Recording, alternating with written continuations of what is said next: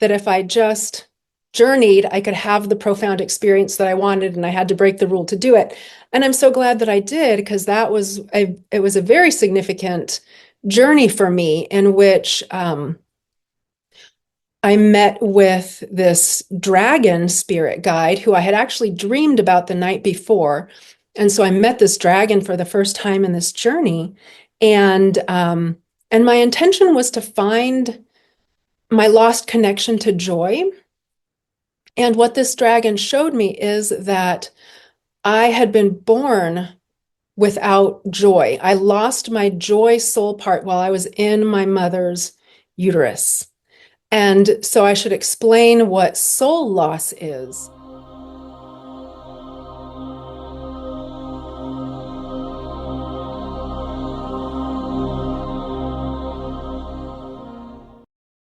Betti, thank you so much for joining us. I'm really excited to hear your story.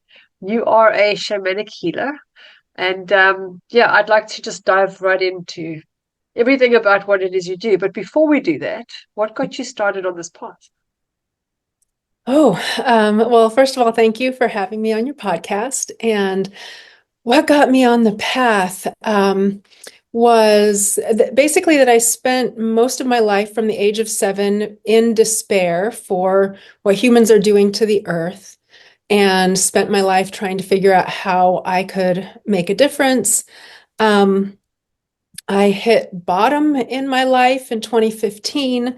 And over the course of 2015, I came across a flyer that was for something shamanic. I didn't know what that was, but what the flyer said was the Church of Earth Healing. And I knew I needed to learn more about that. I thought that could possibly help me. So that led to the phone call, that led to meeting my spiritual teacher, that led me down this path of now being a shamanic healer. And it might be worth explaining for folks who don't know what shamanic healing is, that a shamanic healer is essentially a go-between people who are seeking healing and the spirits who have that healing and that wisdom to give. And we do that by going on a shamanic journey. And what that involves is allowing a piece of my spirit to leave my body safely, to travel into the spirit world, to communicate, interact with my spirit guides on the behalf of the people seeking healing, on behalf of the earth, on behalf of myself. Of course, I've done many, many journeys for my own healing path. And spirit guides are, there are so many different kinds, right? They can be goddesses, they can be gods, they can be animals, plants. They're just these spirit beings who want to partner with us to help us on our paths in our lives, to ultimately to find our purpose so that we can live our truth while we're here in the human form on this planet.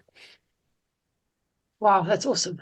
So what is it about shamanic healing that did it for you? Is it the fact that you tell me? I won't put words in your mouth. Yeah, it because once I learned how to shamanic journey, it was like that thing that I'd been searching for my whole entire life. I didn't know that I was looking.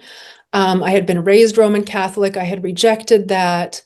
I knew I leaned, more earth-based pagan, but I had never had time or, put the effort into looking into that, to seeing what that kind of path would be like.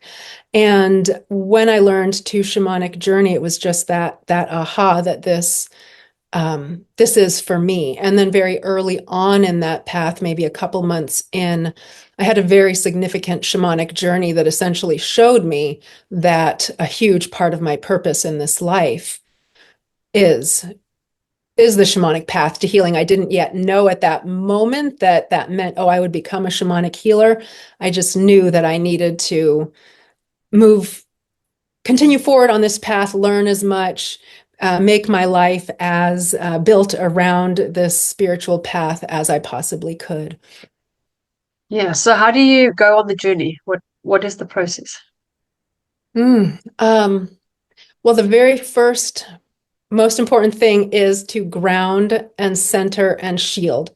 That is what keeps you safe and protected, connected to your body. So the grounding is the way that I teach it, and it can be different for everybody, but the way I've been asked to teach it, the way I was shown to do it for myself, is to imagine myself as a tree, put a strong taproot into the core of the earth. My arms become branches. I reach up to the moon and connect with the moon. I bring energy from the earth and the cosmos into myself, connect with my chakras, create a protective shield around myself using the elements, water, fire, earth, and air. And then once that process is complete, then I slip a piece of my spirit out of my body and I climb up that tree all the way up to the moon. And that's typically where I go to meet with my spirit guides and my healing circle on the moon. Can anybody do that? Yes, absolutely. That's one of the most exciting things about it. One of the things I love is teaching other people how to do this. If you go far, far back enough, and all of our ancestries, all of our people did this. This is something that the patriarchy, of course, eliminated, took away from us because they did not want each of us to have our own direct connection to the divine. The patriarchy wanted to say, no, you can't connect to the divine. This designated priest, this person, this man is the one that can connect to the divine, and you need to listen to that man. So this is very much a reclaiming our original ability to directly connect with the divine, to have that empowerment in our lives. Yeah, I feel there's a lot of shift towards the feminine at the moment. So I know the Native American Indians went on a quest. I think it's like, when you go on a coming of age ceremony or something, and they Vision would go quest. into the mountains. So is that the same thing, or is that different? Let's see. So that I think what you're referring to is Vision Quest. Yes, Um, yes. and so I guess what I would like to just sort of provide the framework that what the spirituality that I'm shown from my spirit guides is very grounded in Indigenous North American Turtle Island spirituality, but a general spirituality, not from a particular tradition or lineage or tribe. My primary spirit guides are Grandmother Moon, Grandfather Sun, Mother Earth, and Father Sky. In a generalized Indigenous pantheon. And so they're my core, they're my primaries. And I cannot, in all honesty, speak to Indigenous Vision Quest because I don't have the knowledge and I don't have the right to speak to that. I myself have been on a very white version of a dawn until dusk, so daylight, single day, in quotation marks, Vision Quest, um, to be out in nature and wait to receive a vision or a communication from spirit. There was a very specific instruction on that, in that experience, to not shamanic journey, to stay present. And I actually, during that day, I broke that rule. I'm very much a rule follower for most of my life. And I thought to myself, I'm sitting out here, it was cold, it was wet, it was dreary. I wasn't, other than like being in nature, there wasn't anything profound coming. And I knew that if I just journeyed, I could have the profound experience that I wanted, and I had to break the rule to do it. And I'm so glad that I did, because it was a very significant journey for me in which I met with this dragon spirit guide who I had actually dreamed about the night before. And so I met this dragon for the first time in this journey. And my intention was to find my lost connection to joy. And what this dragon showed me is that I had been born without joy. I lost my joy soul part while I was in my mother's uterus. And so I should explain what soul loss is. In the shamanic worldview, in moments of trauma in our lives, pieces of our soul break off and leave because they cannot handle what's going on. It's a way of protecting that part of self. And my mother was severely, severely depressed when she was pregnant with me. And this will tie into the loneliness epidemic conversation when we get there, because that is why she was depressed. So I was born without joy. And in this journey, the dragon took me to this meadow in Hungary. My mom was Hungarian. And we landed in the grass, and there were four golden balls of joy. And I knew immediately without being told, because in journeys, there can be imagery if you're a visual journeyer, there can be words and explanations, but there's also just this like intuitive knowing. And I saw those four golden balls of joy, and I knew immediately they were my mom's, my older sister's, mine, and my younger brother's. Like we had all lost our joy, and it was very sad. And of course, in that journey, it was the only work to be done was to get my joy back for myself. And so we did do that, and getting that part of myself back was very, I just realized that I had no context to even understand what joy was before that in my life. And so that really, and this was in 2017, it really opened the door to starting to experience joy, especially in the small, in the very small ways. Yeah, I think a lot of people, if you don't know what it's supposed to feel like, how do you know how you should be feeling? You don't know what you're missing out on if you're Yeah. not aware that it even exists. Hmm. Yeah. So, okay, let's get to the loneliness. So I know there is an epidemic, and I think particularly among teenagers, it's a big problem. Yes. And I'm wondering if, let's see, is it okay with you if we dive into the patriarchal sexual trauma first? Because Totally. the Absolutely. loneliness is related to that. And Go for that it. comes first, I feel like. Yeah. Oh, and so let's see. There are a couple of things that I'm wanting to say. And I have some notes here because I'm new to using my voice in this way. Um, and so one of the things that I wanted to share is just that I hope to model here that it's better to use your voice imperfectly than to not use your voice for fear of not doing it well.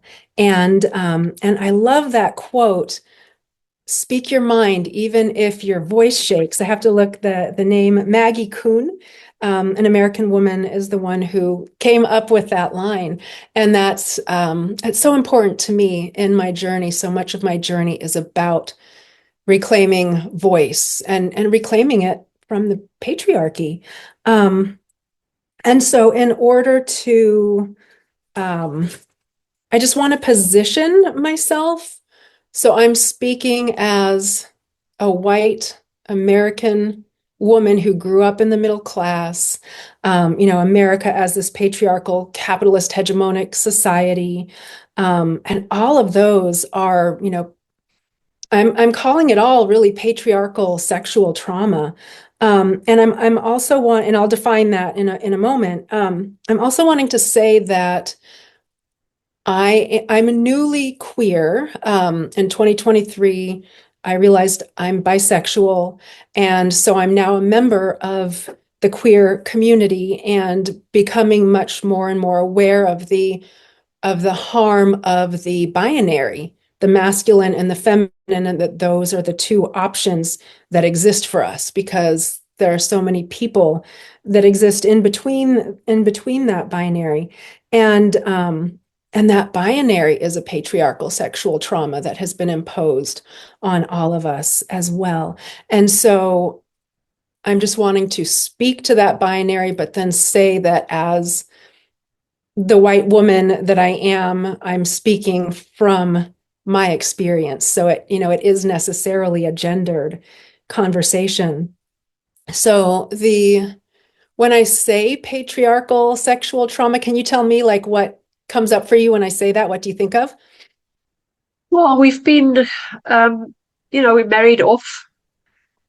There's a lot of incest happening. Men can do what they want, and they blame the women for wearing short skirts or for tempting them.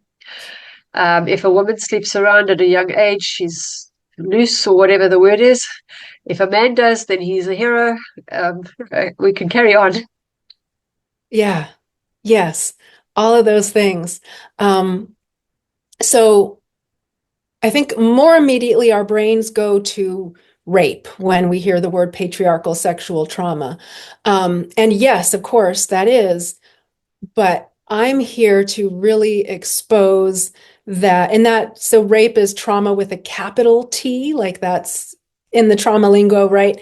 And so it's so important to talk about all of the lowercase t traumas in terms of patriarchal sexual trauma. It's all the little traumas, it's all the cultural messaging. I mean, you spoke to some of that, the messages about our bodies not meeting cultural standards of beauty, particularly as women, right? We're not supposed to be sexual. We're not supposed to enjoy sexuality for our own sake, for our own bodies. We're supposed to be sexy. We're supposed to be available to men, but we're not supposed to own our sexuality.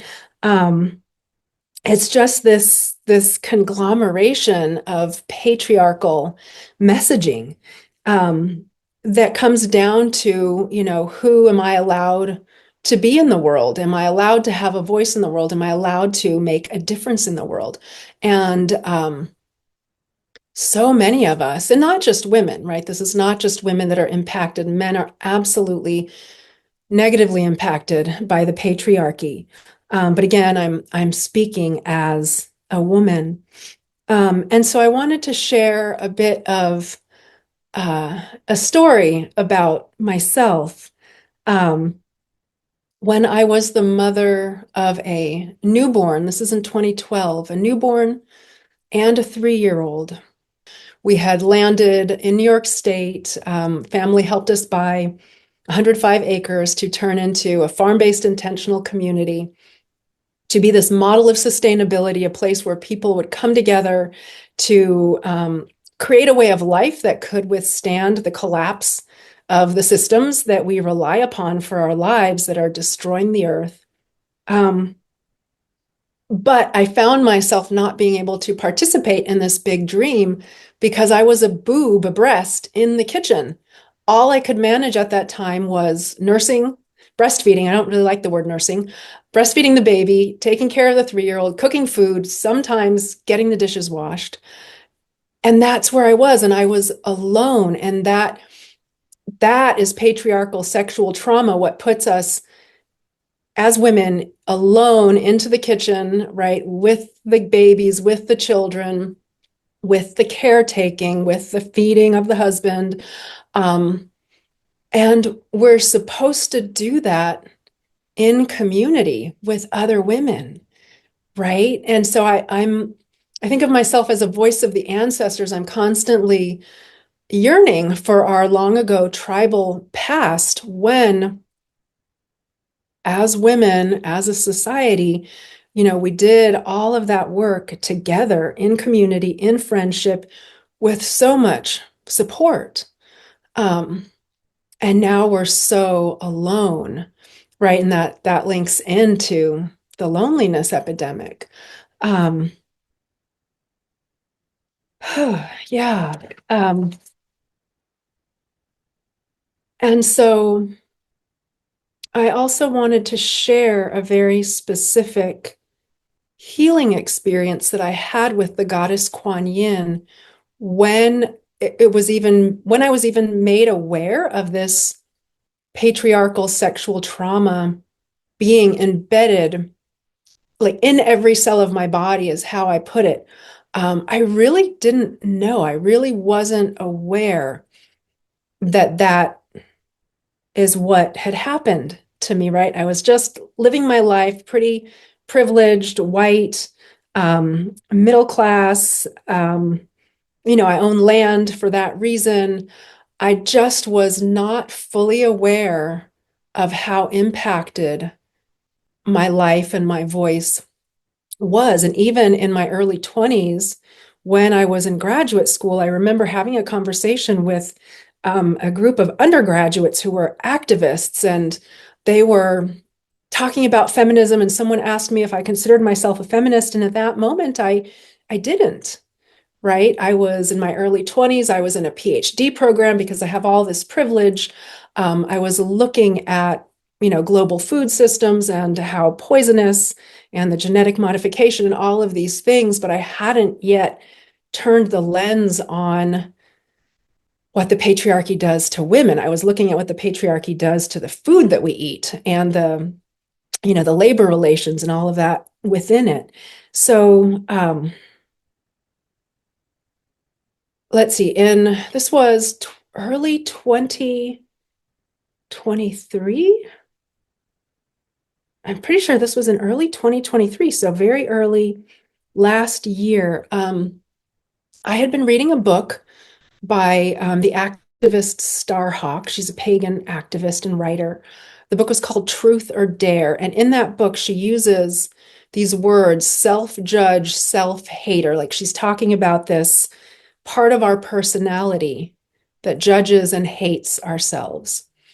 And so I started thinking in those terms that my own internal self-judge, self-hater was maybe the part of myself that was so critical of myself. All the violences, the negative self-talk, I can't do this, I shouldn't do that. All of those things I came to think of as the self-judge, self-hater. And then I came to think of that self-judge, self-hater as living in my pelvic floor. And my pelvic floor, and that's, even before this time, I would call that part of my body down there, right? Because we're not supposed to name it. And I guess pelvic floor is kind of a bit more of a medical term. Vulva is another term that I'm trying to use more. I'm trying to bring these into my vocabulary. My vulva is what brought me to my knees, brought me to my lowest point in my life so that I could find my spiritual path. And the way that that happened is when my second son was born, I tore very drastically all the way to my anus and up my colon.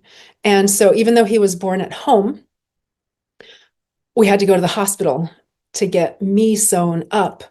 And that was in 2012. I didn't hit bottom until 2015 because very shortly after he was born, I knew that there was something not right down there, and I ignored it. And I ignored it because, right, as women, we're taught to ignore that part of our bodies. How many times have we ever looked at that part of our bodies? What do we even know about that part of our bodies? So finally, 3 years later, I had a surgery to try to fix the rectovaginal fistula, so a small hole that had not healed. And when that surgery failed, that's when I hit bottom.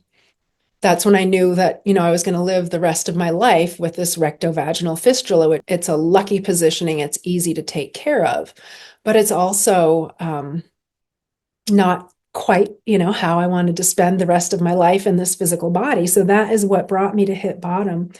And so much of the specifically, so we've talked about patriarchal sexual trauma as rape and also all these limitations on our voice and our being and our ability to make change in the world. But to take it to the specifically sexual arena, I had really unhealthy sexual relationships in my life, a very unhealthy relationship with my own body and sexuality.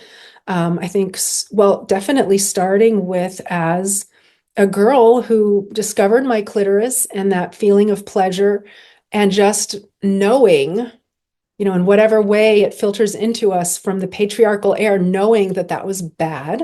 Like that was kind of the initial, and then the way that we're frightened and traumatized in sexual education. Um, at least in this country, I don't know how it is in your country. And yeah, just having sexual relationships with men that were not fulfilling, not healthy. I hardly ever orgasmed in my life.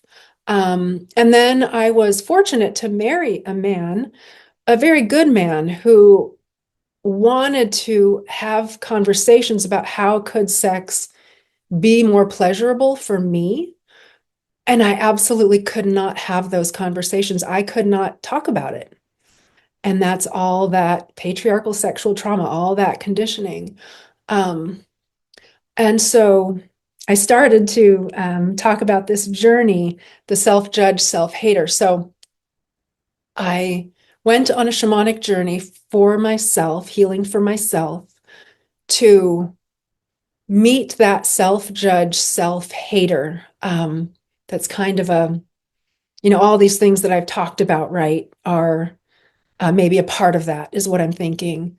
And in this journey, I did my process that I explained. I grounded, centered, and shielded. I went up to the moon, and a white lion and a white tiger who I had never met before, these were not my spirit guides, they came and they wanted to take me somewhere. And I made sure with my, very trusted and known spirit guides that yes, that was safe to do.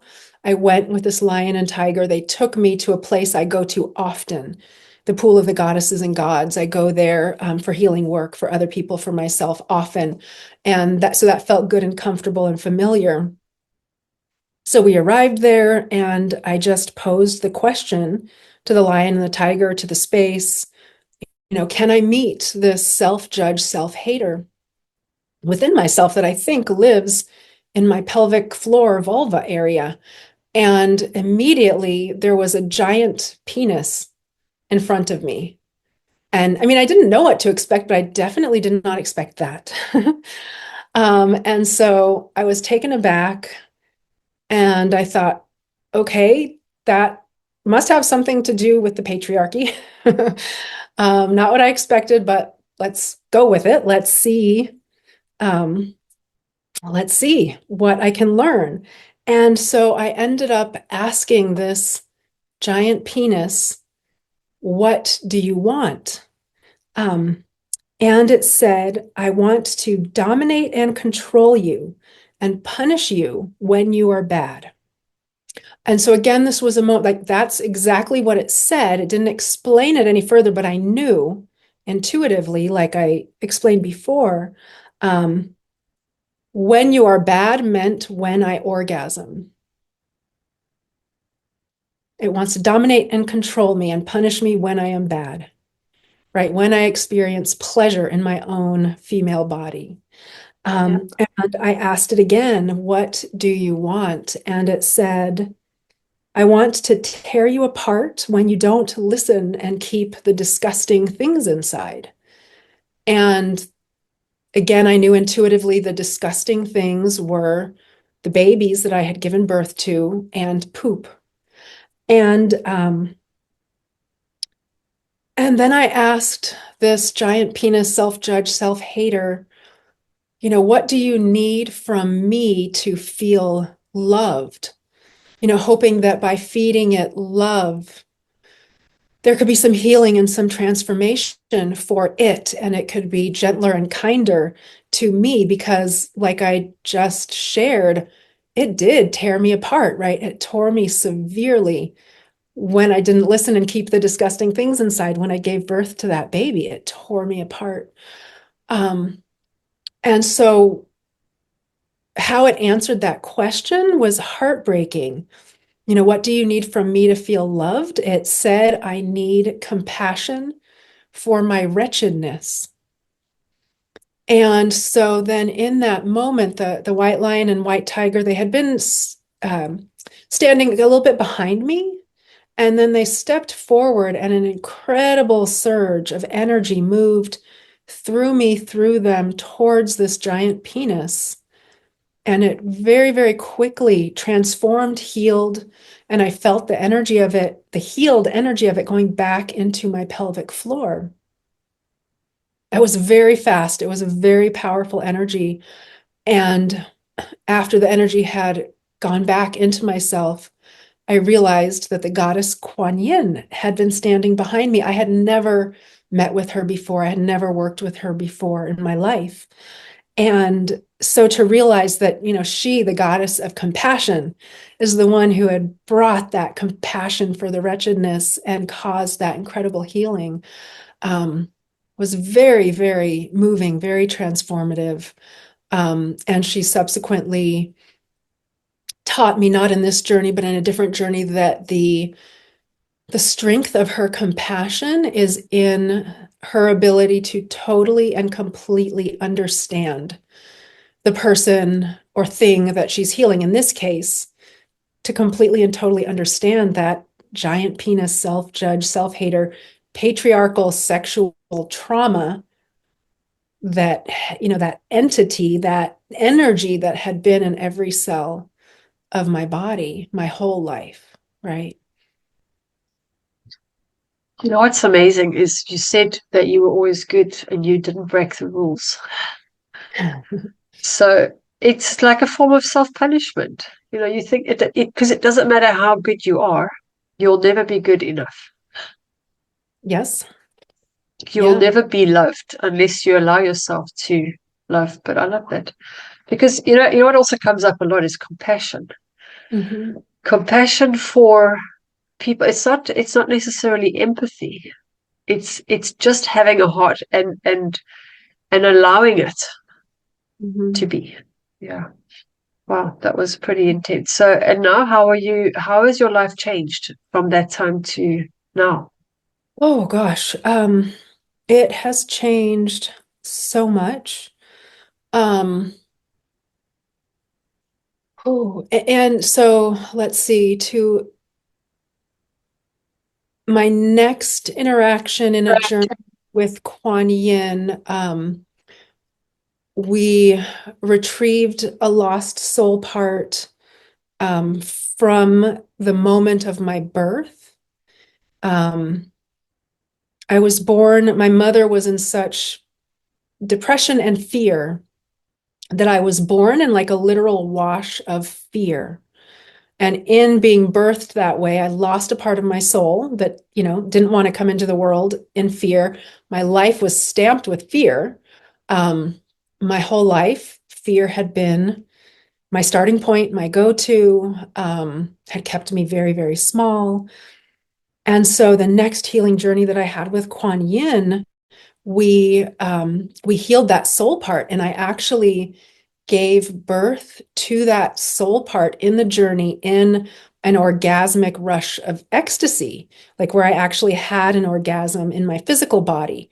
I birthed that soul part, and that was part of the healing for it. That was part of being able to return that energy to myself. And that is the moment from which I could start living my life from a place other than fear. And at that point, I had been on this, so that was early 2023. I'd been on this path of shamanic healing for 8 years. I'd been a shamanic healer since 2019, but I still hadn't gotten to that piece of healing what needed to be healed so that fear wasn't what controlled my life. So it's been quite a remarkable change. I mean, that's why I'm sitting here talking to you. I wouldn't be doing this if I was no longer controlled by the fear that kept me from having conversations like this, right? From sharing what it is that I do, from trying to make the difference in the world that is mine to make. Yeah. Well, I'm going to guess that your mom was passing on the fear that she got. It just goes from generation to generation because Yeah. and I think it's the mother wound. It's that original wound that gets passed down. I've actually been feeling a lot of that myself lately. It's almost like you're expected to be superwoman. You're not allowed to complain. You're not allowed to get tired. You always have to be there. You have to nurture your kids. You have to nurture society. You don't nurture yourself because you don't have time at the end of the day. But you're not allowed to complain. Not allowed. And then, you've got to nurture your parents because they're getting older, and that's just how it's expected to be. And not that you'd want to be complaining, but it's just, it comes a point where you have to be superhuman. You cannot just be human. You're not allowed to have down days. Mhm. Yeah. So, okay, so you've obviously experienced a lot of shifts and the patriarchal society is crumbling. What do you think of this 4B movement? Or you've heard of the 4B movement? No, No. Okay. no. Can you tell me what it is? I've mentioned it in a few podcasts, and I'm surprised because I thought it's like common, but obviously not. I'll say it again. So Yeah. there's a lady in South Korea that wrote an autobiography and stating that she will never marry again. She'll never be with a man because it was an extremely traumatic experience for her. She was married off at a young age, and so basically all the things that she said she'll never do with a man start with a B. So they're 4 Bs. It's I won't be married. I won't have his children. I won't live with him. I won't clean up after him. And in South Korea, that book has gone viral. So all these women have been reading that book, and that one she published it in 2016. And Mm-hmm. they all decided they don't want babies anymore. They don't want to be with men because they don't like the way they've been put into this institution. And so now this year is the first year that there were no grade 1 students because there's not enough children being born. Wow. And the men are at a loss because they haven't changed. They're still trying to get the women to do, but like upping the game. Instead of realizing, women are just not interested. So what are you going to do? You're going to force them? And yeah, so this is what they're now calling the 4B movement. And I know there's quite a few videos about, women saying, if you were in the woods, would you be with a man or a bear? Which one would you choose? And the women say, I'd be with the bear. And the men are not understanding it. And I think that's where the shift needs to happen. It's not about women trying to teach men because they won't listen to women. It's men starting to connect with their own femininity, feminine energy, and not trying to beat it into somebody. So anyway, so obviously you don't understand, but what do you think of that movement then? Because that is happening and it's all over the Yeah, world. that's amazing. So, the reason I would say that I am not aware of it is because I maintain my sanity and my ability to just function as a human in the world by not paying attention to the media. I can't. I would just be a puddle on the floor if I was aware of all the things. I, I know at a baseline gut level how bad it is. And I actually, in a recent journey, I was shown that I'm like an antenna. I'm one of the people who were like antennas, were pain receptors for the collective pain of the earth and of humanity. And I've been that my whole life. And I just can't even function at all if I'm paying attention to each and everything. Like we live in this world, this information world, right? Where we are just expected to take it all in. And again, to like go back to that tribal, that ancestral way, right? Where we're only supposed to like our biology, our brains are really only equipped to take in the pain and the trauma of our own tribe, maybe a few neighboring tribes, not the entire globe. But to answer your question, I think that's fascinating and amazing. And I am going to look that up and look into it more. It's amazing for women and in those numbers to take that shift on. Um, and I'd lived most of the younger part of my life feeling incredibly, incredibly certain that I would not ever have children.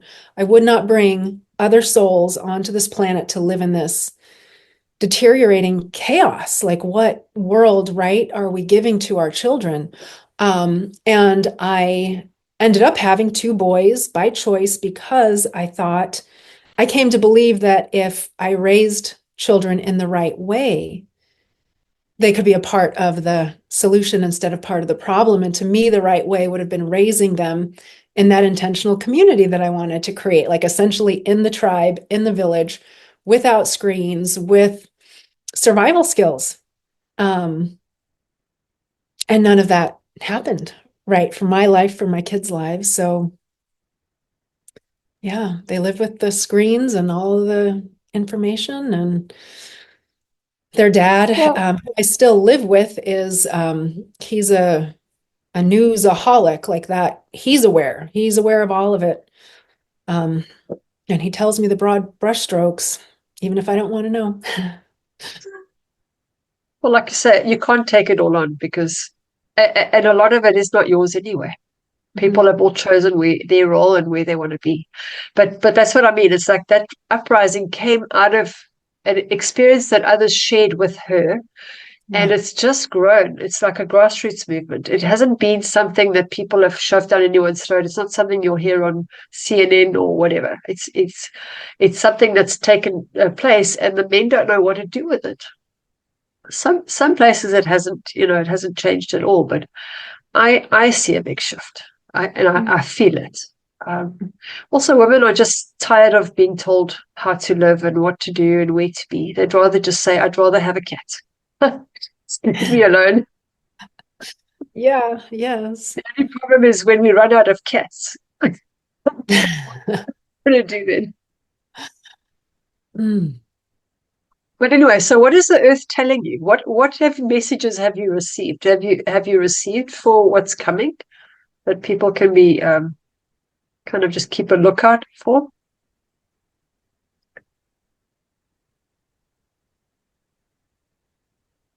The messages that I receive um, from the earth are, really about my connection to my soul's purpose and my connection to this land. Um, and so, we came here with the intention to impose our desires on the land. But since I've been on this spiritual journey, I know now how to actually communicate with the land and with the spirits of the land. And so this land, its spirit name is Braided Root Waters. I've been shown that part of my purpose is to create Braided Root Waters Healing Sanctuary. And the sanctuary is a place for healing, transformation, and empowered action through reconnection to the earth and to spirit and to fire and to beauty and to purpose and to truth and to ourselves and to each other. And that's what I'm doing. There are other people doing that work,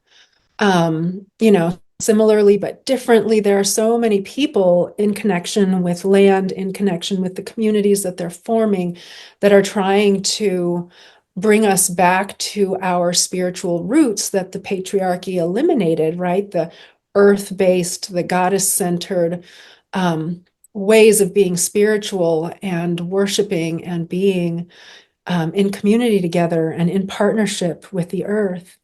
So that's what I receive and my part in that. And I don't know, 3 or 4 months ago, there's many sacred spaces on this land, but there's a goddess circle with a fire circle, and I was doing a solo sacred fire there. I'm a fire priestess, and I've spent almost 9 years in very deep relationship with fire. So I do periodically have sacred fires, mostly by myself, increasingly with other people. But at this solo fire, I received a message from the goddesses that Braided Root Waters Healing Sanctuary could become a sanctuary for queer people. And so I told my partner Amanda this, and she said to me, that's great. And maybe we start by having a festival or a gathering for queer people instead of deciding in this moment that to bring queer spiritual people together on this very healing land, to be in ritual and in ceremony at fires together, to really raise energy for queer liberation, but for human liberation, for healing for the earth. Um, that's that's the messaging. That's what's moving through me. Yeah, awesome. So, what advice would you give to those that are struggling with hopelessness or eco anxiety? Oh,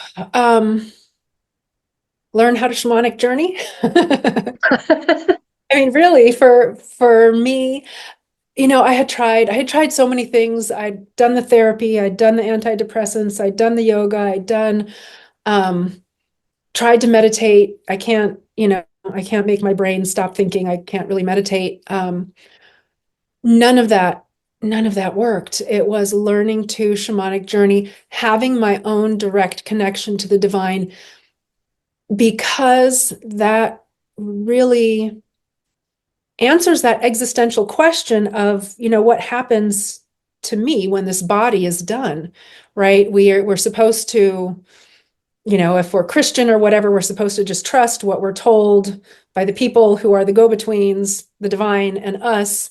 But really, people don't know. And so when you learn to shamanic journey to speak with these spirits, um, you really deeply understand that this body is just what moves us through this particular lifetime, and that our spirits are so much more than that. They're so much more ancient than that, and that we really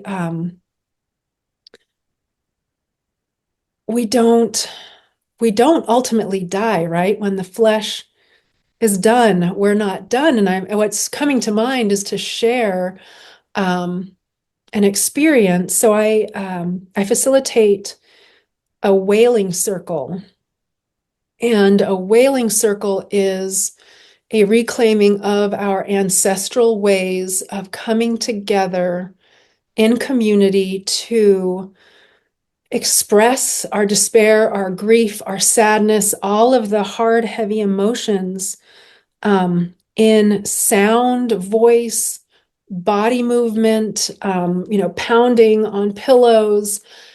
It's incredible. It's so healing. Um, and I'm wanting to say too that, like, my experience with therapy is that it would help me understand, but it was like, okay, I understand this, but now what? Because it didn't shift the energy. And the shamanic healing is working at the energetic level. It shifts the energy, the wailing circle, and participating in a group of people who are all emitting sounds and moving their bodies and pounding on pillows. It's moving the energy, it's moving the trauma out of our bodies. In the most recent one of those that I held, I believe it was October, um, I relived a past life. And so I was a woman, I was a healer, I was being burned on a cross, burned at the stake, right, for being a witch. And I re-experienced that in this wailing circle, that, like, the being burned, the dying. But what I experienced wasn't the pain. What I experienced was the goddess as Black Snake coiling up my core while I was being burned by the patriarchy. And that is how I exited the flesh, not in the, I can't even imagine the pain, right, that the physical body would be experiencing. I was given that experience of reliving that past life in order to really more fearlessly step into the work that I'm doing, because I don't identify myself as a witch. I identify as a shamanic healer, but I can be pointed to as a witch, right? And so to be able to speak with you and speak beyond this platform to have my voice heard, even though that makes me vulnerable potentially in the political, religious climate that this country is in. That experience was so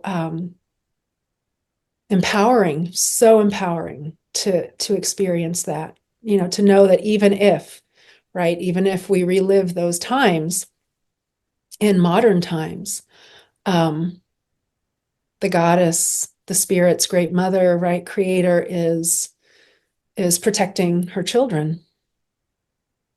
There's so many healers that have got a persecution imprint, and it didn't start in this lifetime. And as you said, it's not about how you speak. It's just allowing yourself to actually finally speak up. Because if you spoke up before, you would either be burnt, drowned, stoned, buried alive, whatever, sacrificed, whatever they wanted to do with you. But I mean, we've also been made in those in other lifetimes too. Yeah. Um, Probably not as traumatic. Yes. So just keep doing you. So where can people get hold of you? Oh, my website is called Sacral Transformations, and that's as in the sacral chakra, SACRAL, sacraltransformations.com. Yeah, that's the best way. And if you go to my website, you can actually sign up to receive a guided shamanic journey so that you can experience it yourself to see if it's something that speaks to you, if you'd like to learn how to do. Awesome. Yeah, I'll post all those links below. And if listeners could take one message from our conversation, what would you want it to be? Hmm. Speak your mind, even if your voice shakes. I really Yeah. like that thing. I haven't heard it before, but I really like it. Yeah. Yeah. Yeah. Yeah. Well, thank you. And thank you for speaking out. Thank you, Natasha. It Right. was a pleasure. Have an awesome day. Thank you. Bye bye. Bye.